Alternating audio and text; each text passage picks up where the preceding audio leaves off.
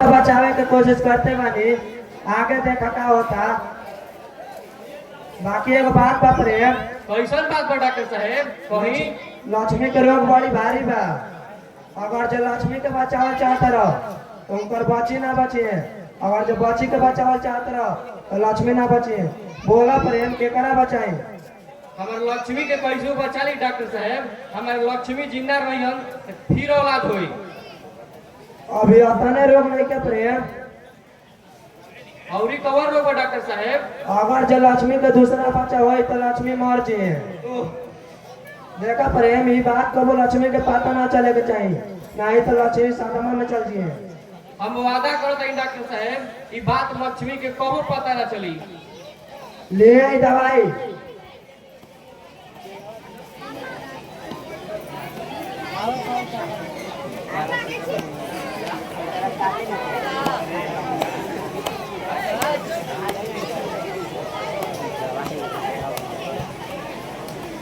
Time time से खियावत रही, अब हम जात बनी प्रेम। ओह लक्ष्मी, हमनी दोनों जना के जिंदगी कितना छोट बा। हे भगवान, बचा ला हमार लक्ष्मी के।